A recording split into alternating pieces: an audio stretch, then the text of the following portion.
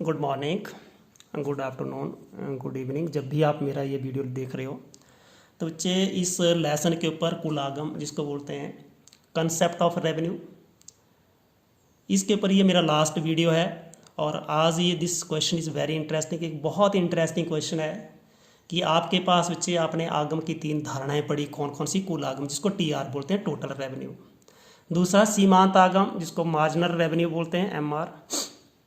और औसत आगम जिसको एआर बोलते हैं। के संबंध की हमने रेखा चित्रीय प्रस्तुतिकरण करनी है कि हमने जो ये रिलेशनशिप है between TR, MR and AR, if AR is not constant. बच्चे आपकी कीमत इसमें कांस्टेंट नहीं, क्योंकि एवरेज रेवेन्यू का मतलब क्या होता है? प्राइस। एवरेज रेवेन्यू का मतलब ही प्राइस होता है। अब आपकी प्राइस कांस्टेंट नहीं है।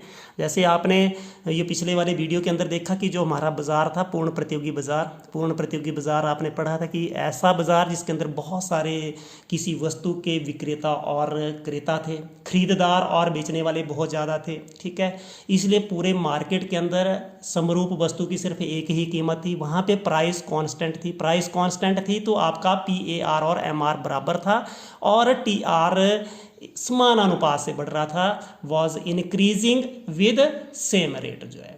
ठीक है, वो सेम रेट से बढ़ रहा था। लेकिन आज हम कर रहे हैं relationship between TR, MR and AR, इनके बीच में संबंध की व्याख्या करनी है। If AR is not constant, कुल आगम, सीमांत आगम, औसत आगम के संबंध का रेखा चित्रीय आपने प्रस्तुतिकरण करना है। ठीक है, कि कैसे आप इसको रेखा चित्र के द्वारा जो है वो आप प्रस्तुत कर सकते हैं। ठीक है, तो इसका मैं सबसे पहले टेबल बना रहा हूँ। आपने देखा कि जो भी एक आपको मोनोपोलिस्टिक जो आपके बाजार होते हैं, पूर्ण प्रतियोगी बाजार, इसको बोल सकते हैं एकाधिकारी प्रतियोगी बाजार व एकाधिकार बाजार। ठीक है, सॉरी ये कौन सा हो गया? एकाधिकारिक प्रतियोगी और एकाधिकार बाजार के अंदर जब भी कोई जो आपका सेलर्स है, यानी कि जो विक्रेता है, अपनी वस्तु को अधिक बेचना चाहता है तो वो क्या करेगा बच्चे? अपनी कीमत को कम करेगा। जैसे आपने देखा बहुत सारी सेल्स लगती हैं। सेल्स क्यों लगती है? वो सेल्स के अंदर वस्तुओं की कीमत को घटाया जाता है। ठीक है, कीमत घटाने पे आपकी मांग बढ़ती है और उन जो भी आपकी फर्म्स होती हैं उनकी सेल बढ़ती है। ठीक है, चाहे अमेजोन के ऊपर देखिए, फ्लिपकार्ट के ऊपर देखिए, अपने मार्केट के अंदर देखिए, जो भी आपके सेलर्स हैं वो क्या करते हैं? प्राइस को कम करते हैं, सेल्स लगाते हैं। सेल लगाने से भी उनको प्रॉफिट होता है, क्योंकि उनकी जो मांग है, उनकी जो हम बोल सकते हैं वस्तुओं का जो सेलिंग करते हैं वो सेल जो वो ज़्यादा बढ़ जाता है, यानी कि वस्तु की बिक्री जो वो ज़्यादा बढ़ जाती है। ठीक है, आज हमने क्या करना है बच्चे? जो भी आपके ये 2 बाजार होते हैं, कौन से? एकाधिकारी प्रतियोगिता बाजार और एकाधिकारिक प्रतियोगिता बाजार, और दूसरा जो है एकाधिकार बाजार। इसके अंदर जो आपकी प्राइस कांस्टेंट नहीं रहती है। सिर्फ पूर्ण प्रतियोगिता बाजार के अंदर जो है वो प्राइस कांस्टेंट रहता है। तो इसका हमने सबसे पहले क्या करना है बच्चे? एक टेबल बनाना है। टेबल जैसे बनाएंगे आपको समझ आएगी कि कैसे कैसे हमने इसको करना है।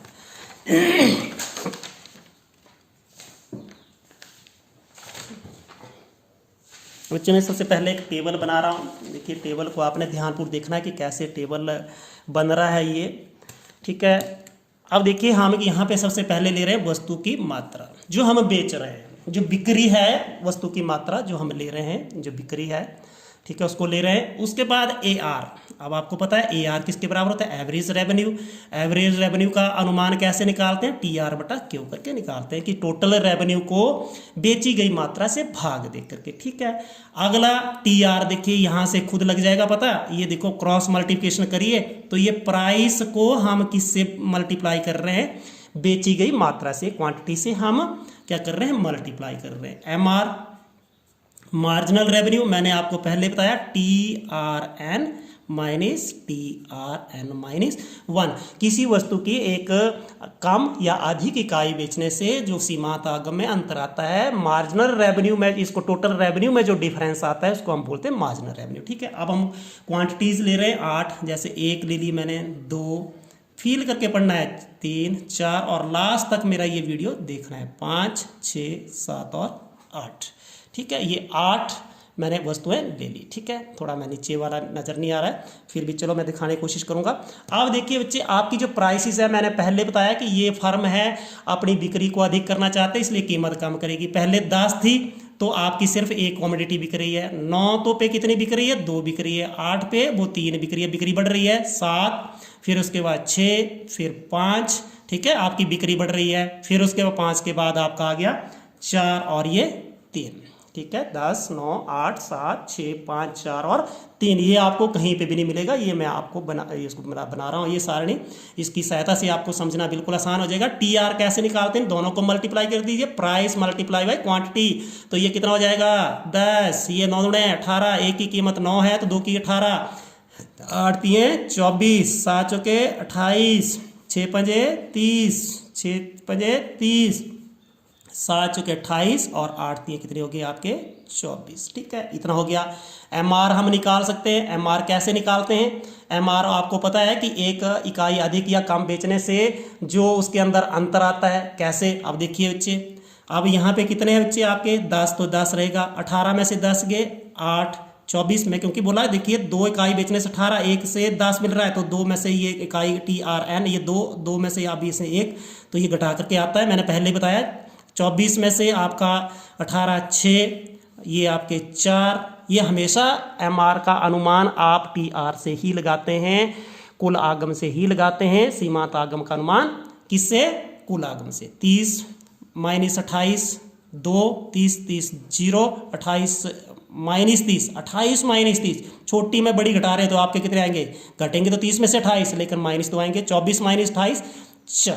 अब बच्चे यहाँ पे आप थोड़ा सा आप ट्रेंड को देखिए, हो क्या रहा है, देखिए जैसे जैसे आपको पता है बिक्री बढ़ रही है, TR बढ़ रहा है, तो AR और MR कम हो रहा है। 10, 9, 8, 7, 6, 5, 4, 3, 10, 8, 6, 4, 2, 0, और यहाँ पे देखिए 10, 10, 9, 8, 6, 4, 6, 7, 4, 6, 2, कौन ज़्यादा घट रहा है, MR ज़्यादा घट रहा है। MR कर्व जो है वो आपको मैंने पहले बताया किसके नीचे होगा, AR के नीचे होगा। MR कर्व विल बी किसके नीचे, डाउन द AR जो है, ठीक है, उसके नीचे होगा, ये आपने ध्यान रखना है। अब देखिए बच्चे हम इसका ग्राफ की सहायता से भी वर्णन कर रहे हैं कि ग्राफ कैसे बनेगा बच्चे। अब देखिए मैं यहाँ पे ग्राफ बनाया हुआ है, ये मैंने पहले ही बना के रखा है। देखिए बच्चे अब आपका क्या हो रहा है, ये मैं साथ साथ में ये भी रखता जा रहा हूँ। देखिए सबसे पहले TR वर्सेस आउटपुट ग्राफ बना रहा हूँ बच्चे। तो जैसे जैसे बच्चे आपको पता है आपकी बिक्री बढ़ रही है, देखो ये देखो 10, 18, 24, 28, 30 तक, पहले आपका ये देखिए बच्चे ये TR बढ़ रहा है, कहाँ तक, यहाँ तक आपका TR बढ़ रहा है। और उसके बाद देखिए बच्चे 6 इकाइयों के बाद, जब हमें 6 इकाइयों के बाद ये घटना शुरू हो रहा है, इट स्टार्ट डिक्रीजिंग। यहाँ पे आपने क्या लिया, बिक्री या आउटपुट, जिसको आप इसको बोल सकते हैं बिक्री की मात्रा, और इधर आपने TR लिया है। पहले TR यहाँ तक बढ़ रहा है, आपने टेबल सामने रखना है, और उसके बाद ये घटना शुरू हो जाता है, ठीक है। अब देखिए दूसरे वाले के अंदर देखिए बच्चे आप, मैंने आपको बताया था कि MR और AR हमेशा बिक्री के साथ घट रही हैं। देखो AR भी घट रहा है और MR भी घट रहा है। कौन अधिक तेजी से घट रहा है, MR अधिक तेजी से घट रहा है, इसलिए MR वक्र जो है आपका AR के मैंने नीचे बनाया हुआ है, ठीक है। अब दूसरी बात देखिए बच्चे, जब TR मैक्सिमम कब है, TR मैक्सिमम यहाँ पे है, TR मैक्सिमम कब है 30 है, तो वहाँ पे MR कितने हैं 0। अब देखिए बच्चे जब भी आपका TR मैक्सिमम, तो यहाँ पे आ गया, कहाँ पे आ गया, यहाँ पे, इसके सीध में नीचे चले जाएंगे तो MR कितना हो जाता है 0, MR कितना हो जाता है 0, ठीक है। आई समझिए, ये आपने पॉइंट लिखने हैं। कौन सा पॉइंट लिखेंगे कि पहले आपने क्या लिखना है, TR जो है वो घटती दर से बढ़ता है, increase with decreasing rate and it becomes maximum, ठीक है। दूसरा पॉइंट लिखना है कि when TR is maximum, when TR is maximum then MR is 0, ठीक है, देन MR इज 0। तीसरा पॉइंट क्या है, अब देखिए बच्चे फिर मैं बता रहा हूं, देखिए उसके बाद ये जब घटना शुरू हो जाता है, कौन, ये जब ये आपका TR घटना शुरू हो जाता है तो ये नेगेटिव हो जाता है। कौन नेगेटिव हो जाता है बच्चे, ऋणात्मक हो जाता है, ठीक है। कौन, जब देखिए TR जो आपका घट रहा है तो आपका MR क्या हो गया, ऋणात्मक हो गया। इसलिए MR क्या क्या हो सकता है बच्चे, पहला मैंने बताया कि TR जो कैसे कर रहा है बच्चे, घटती हुई दर से बढ़ रहा है, increasing with decreasing rate and it become maximum. जब ये मैक्सिमम हो गया दूसरा तो ये MR 0 होगी, और जब ये घटना शुरू हो रहा है व्हेन इट स्टार्ट डिक्रीजिंग तो MR नेगेटिव हो गया, पहली बात आ गई, ठीक है। जब ये घटना शुरू हो जाता है तो AR भी क्या हो जाता है, घटना। AR जो आपको पता है बच्चे हम कैसे कैलकुलेट करते हैं टी आर बटा क्यू। अब जब टी आर जीरो होगा तब ही ए आर जीरो होगा, जब ये टी आर जीरो होगा तब ही हो सकता है, लेकिन होता नहीं। ठीक है, जब ये टी आर जीरो हो जाएगा, टी आर जब जीरो हो जाएगा तब ए आर भी क्या हो जाएगा, जीरो हो जाएगा। ठीक है, अब आपने पहला पॉइंट जो टी आर बढ़ रहा है that is increasing with decreasing rate. जब टी आर दूसरा पॉइंट लिखा, टी आर कितना है आपका मैक्सिमम है, तो वहां पे एम आर कितना है, जीरो है।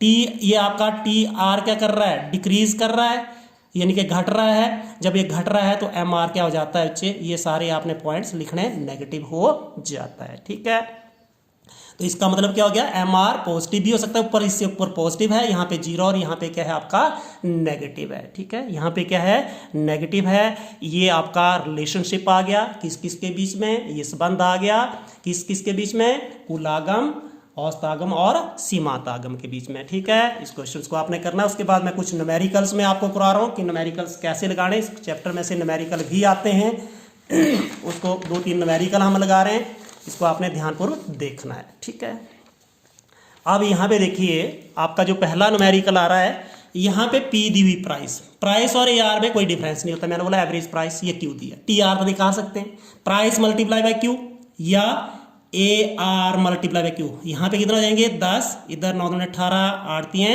24, 7 चौके 28, 30, 6 पंजे 30 और 7 चौके 28। वैसे देखिए कि टी आर कैसे हो रहा है बच्चे, पहले बढ़ रहा है और फिर ये घट रहा है, ऐसे ऐसे करके। अभी हमने जो बनाया कैसे बनाया था, अभी ऐसे बनाया ना, ऐसे करके और ऐसे। ठीक है, आगे एम आर हम निकाल सकते हैं, कैसे निकालते हैं, टी आर से। ठीक है, बड़ी जल्दी से निकल जाएगा।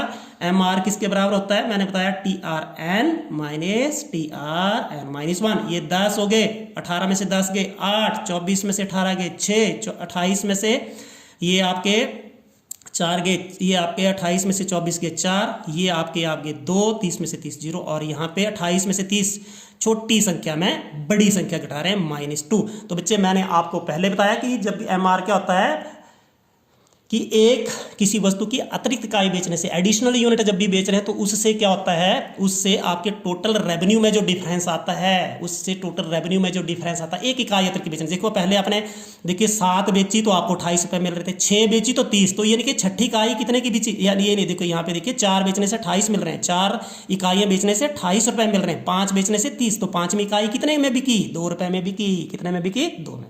ए आर तो निकाल सकते हैं, ए आर और प्राइस में कोई भी डिफरेंस नहीं होता है, सेम लिख देना आपने 1 2 3 4 5 6 और ये 7, या वैसे भी निकाल सकते हो आप, टी आर बटा क्यू करके भी निकाल सकते हैं। 10 को 1 से भाग करेंगे, यहाँ पे देखो 10 को 10 से भाग करेंगे 1, ये 18 को 2, इसको 9 से भाग करेंगे 2, 24 को 8 से 3, या 28 को 7 से, ये लिखना टी आर बटा क्यू, टी आर बटा क्यू, टी आर को क्यू से डिवाइड करना है। ठीक है, समझाई। तो ए आर और पी में कोई डिफरेंस नहीं होता, निकालना हो आप निकाल सकते हो, 28 में से 28 डिवाइडेड बाय 4 7। ठीक है, ये क्वेश्चन हो गया। उसी ढंग से अगला क्वेश्चन है, बहुत आसान है, ऐसा ही क्वेश्चन है ये, क्यू मतलब जो क्वांटिटी आउटपुट आप सेल कर रहे हो, ए आर मीन्स क्या है आपका एवरेज रेवेन्यू, इसको टी आर निकालना है। टी आर मैंने बोला A R multiply by Q, तो ये कितना हो गया 8 3 24, 7 चौके 28, 6 पंजे 30। एम आर निकालना बड़ा आसान है, कैसे, इसके पीछे तो कोई भी नहीं है, इसको डैश करिए, 28 में से 24 चले गए, कितने आए 4, ये क्योंकि 3 इकाइयों से शुरू किया है हमने यहाँ पे, तब ये यहाँ पे हमने डैश लगाया। यदि हमारा यहाँ पे 2 1 होता तब निकाल सकते, 3 के पीछे 2 इकाइयाँ बिक चुकी, हम इधर 24 नहीं लिख सकते हैं। ठीक है, ये तीसरी इकाई का 3 इकाइयाँ बेचने से टी आर 24 आ रहा है, 4 इकाइयाँ बेचने से 28 आ रहा है, इसका मतलब चौथी इकाई कितने में बिकी है 4 रुपये में, 5 30 में से ये आपका 5वीं इकाई कितने में बिकी है 2 रुपये में। बिल्कुल आसान है, हो गया क्वेश्चन। अब अगले वाला, this is very interesting question, इसको आपने लगाना है। कैसे करना है, यहाँ पे जिग जैग में वैल्यूज दी हुई है, कंटिन्यूस वैल्यू नहीं दी हुई है। कैसे करना है, ये देखिए टी आर दिया है, ए आर निकालना है। ए आर किसके बराबर होता है, टी आर बटा क्यू, प्रति इकाई कीमत। एम आर आपको पता है T R N minus T R N minus 1। अब देखिए टोटल रेवेन्यू तो 10 है, क्वांटिटी 1 बेची, तो इसका मतलब ए आर कितना हो गया 10, एम आर भी कितना हो गया 10 हो गया। यहाँ पे काम खत्म, क्योंकि उसके पीछे कुछ नहीं, ये 1 इकाई बिक रही है। अब देखिए 2 इकाइयाँ बेच रहे हैं, लेकिन ए आर कितना है 9, मतलब कीमत कितनी है 9, तो टोटल रेवेन्यू कितना हो जाएगा 9 दूने 18। ठीक है, अब देखो 18 में से 10 चले गए 8, तो इधर हो गया काम कंप्लीट हो गया। अब देखिए यहाँ पे मार्जिनल रेवेन्यू कितना, तीसरी इकाई का, यानी कि तीसरी इकाई कितने में बिक रही है, 6। तो इसका मतलब यहाँ पे टोटल रेवेन्यू में कितनी एडिशन हो जाएगी, 18 जमा 6 कर दो, कितने हो जाएंगे आपके 24। ठीक है। अब ए आर कितना आएगा, देखिए मैंने बोला ए आर टी आर बटा क्यू, 24 बटा 3, 8 3 24, यहाँ तक कंप्लीट हो गया। अब देखिए टी आर तो 28 दिया है, कितना दिया है 28, लेकिन इकाइयाँ कितनी बिक रही हैं, आप टोटल रेवेन्यू कुल आगम 28 है, 28 को 4 से भाग करो तो 7 रुपये में बिक रही है। ठीक है। एम आर निकाल सकते हैं, कैसे, एम आर टी आर से निकालेंगे, 28 में से 24 चलेंगे 4, बिल्कुल ठीक है। अब अगले वाला में देखो, यहाँ पे एम आर कितना है बच्चे, अगली इकाई का 5वीं इकाई 2 रुपये में बिक रही है, तो 4 इकाइयाँ तो 28 में बिकी, तो 28 और 2 30, 30 को 5 से भाग रहे हैं 6, एक इकाई कितने में बिक रही है, यानी कि 5 इकाइयाँ 30 में बिक रही हैं, तो एक इकाई 30 बटा 5 6 हो गया। यहाँ तक बिल्कुल कंप्लीट हो गया। अब अगली इकाई की मार्जिनल जो कॉस्ट है या मार्जिनल रेवेन्यू कितनी आ रही है, मार्जिनल रेवेन्यू कितना आ रहा है, 0 मिल रहा है, तो यहाँ पे कितना हो जाएगा आपका 30 का 30 ही रहेगा, क्योंकि मिला ही नहीं, 5 भी 30 में बेची, 6 भी 30, तब 0 आया। अब यहाँ पे ए आर कितना आएगा, 30 बटा 6, 30 बटा 6 कितना आ गया 5। तो इस ढंग से आपने इस टेबल को कंप्लीट करना है, समझने की कोशिश करनी है। ए आर क्या होता है, प्रति इकाई जो है हम बोल सकते हैं आगम होता है, एम आर सीमांत आगम होता है, टी आर कुल आगम होता है, total revenue, average revenue and marginal revenue. ठीक है। आपको वीडियो अच्छी लगी तो like share and subscribe. Thank you.